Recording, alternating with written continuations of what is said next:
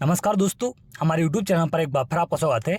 आज मैं आपके लिए मध्य प्रदेश शिक्षक वर्ग 3 परीक्षा संबंधी एक और इम्पोर्टेंट अपडेट लेकर आया हूं।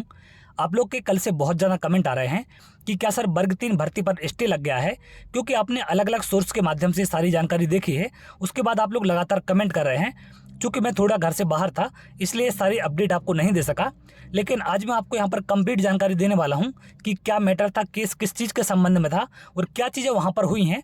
इन सब के बारे में आप सारी चीज़ें यहाँ पर जान लें, और जो यहाँ पर कन्फ्यूजन है कि स्टे लगा है या नहीं लगा है, वो सारी चीज़ें आपके यहाँ पर क्लियर हो जाएंगी। तो चलिए एक एक करके हम बात करते हैं।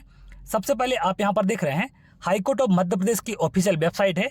इसमें आप अगर थोड़ा सा नीचे जाएंगे तो इस केस के संबंध में जो अपडेट था, आपकी जो सुनवाई थी ये थी कल 14/11/2022 को। तो यहाँ पर देखें, इसमें लिखा हुआ है पेंडिंग नोटिस स्टे।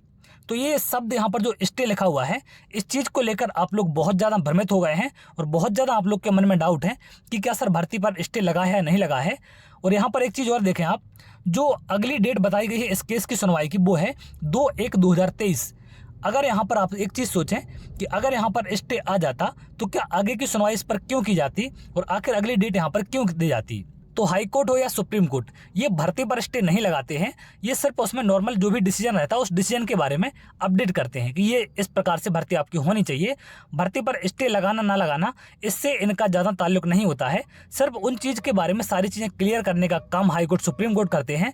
जैसे आपने बीएड डीएड का मामला देखा, और ऐसे तमाम भर्ती को लेकर मामले हैं जो सुप्रीम कोर्ट हाई कोर्ट में चल रहे हैं, लेकिन वहां पर किसी भी तरह की कहीं पर भी स्टे नहीं लगाया गया है। सिर्फ ये कहा जाता है कि जो भी इनकी नियुक्ति की जाएगी वो अंतिम फैसले के अधीन रहेगी, चाहे वो हाई कोर्ट का फैसला हो या फिर सुप्रीम कोर्ट का। तो पहले से किसी भी चीज़ पर स्टे सुप्रीम कोर्ट हो या हाई कोर्ट हो, ये लोग नहीं लगाते हैं। इस चीज़ को आप क्लियर रखें। और अगर यहाँ पर स्टे लगा दिया गया होता तो यहाँ पर ये जो 2/1/2023 अगली डेट बताई जा रही है, ये नहीं दी जाती। अब आगे अगर हम बात करें इस केस के बारे में, आखिर ये मामला किस केस के संबंध में था, तो यहाँ पर अगर आप थोड़ा सा यहाँ जाएंगे जजमेंट एंड ऑर्डर में, तो यहाँ पर आप देखें ये जो 14/11/2022 कल का ऑर्डर था, इसको अगर आप डाउनलोड करेंगे तो कुछ इस तरीके से आपका यहाँ पर खुल जाएगा। मैं डाउनलोड करके आपको सारी चीज़ यहाँ पर दिखाने वाला हूँ। देखिए कुछ इस तरीके से आपका ये ऑर्डर यहाँ पर ओपन हो जाएगा डाउनलोड करने के बाद। तो आप यहाँ देख सकते हैं, in the high court of Madhya Pradesh at Jabalpur, ये रेड पिटिशन नंबर है आपका। डेट यहाँ देखें आप 14/11/2022। अब यहाँ पर क्या चीज़ें हैं इन सब के बारे में आप देखें।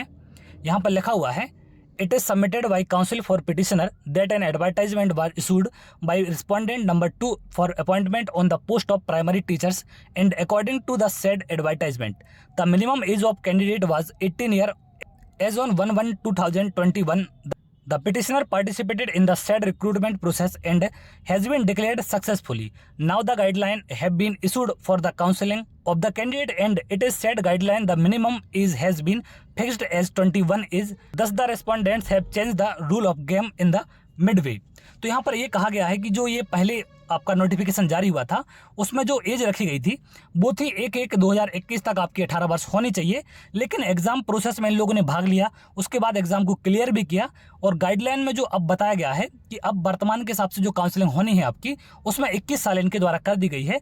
और ये इनके द्वारा प्रक्रिया के बीच में किया गया है, मतलब भर्ती प्रक्रिया चल रही है तो अब बीच में इनको यहाँ पर नियम को इन्होंने चेंज किया है। इसको लेकर यहाँ पर ये केस इनने लगाया था।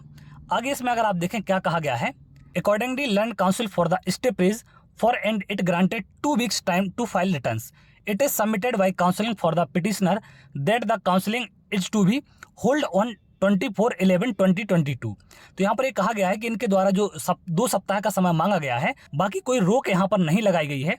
आगे अगर आप इसमें देखें क्या लिखा हुआ है, accordingly it is directed that in case if the petitioners have succeeded for participation in the counseling, then they shall be provisionally admitted for counseling, but their result shall not be declared and shall be kept in the seal cover. तो इन्होंने यहाँ पर ये कहा है कि अगर ये काउंसलिंग में उपस्थित होते हैं तो इनका यहाँ पर वेरिफिकेशन किया जाए, काउंसलिंग में भाग लेने दिया जाए, लेकिन इनका जो रिजल्ट है वो डिक्लेयर ना किया जाए, उसको एक सील बंद लिफाफे में रखा जाए। तो ये यहाँ पर 21 साल जो 18 साल का मैटर है उसको लेकर केस था। ऐसा कोई भी स्टे किसी भी चीज़ को लेकर नहीं आया है, और ना ही सुप्रीम कोर्ट हाई कोर्ट कभी भी किसी भर्ती को लेकर स्टे लगाते हैं। सिर्फ अपने अंतिम फैसले के अधीन उस भर्ती को करते हैं, जैसा कि आप तमाम केसों में देख रहे हैं। तो यहाँ पर क्लियर से इतना कहा गया है कि आप उनको अलाउ करें काउंसलिंग के लिए, और अगर वो लोग आते हैं तो उनका वेरिफिकेशन करें, उनके रिजल्ट को डिक्लेयर ना करें, उसको एक सील बंद लिफाफे में रखें। वो सारी चीज़ें जो भी रहेगी वो डिसीजन के अकॉर्डिंग आगे बढ़ेंगी।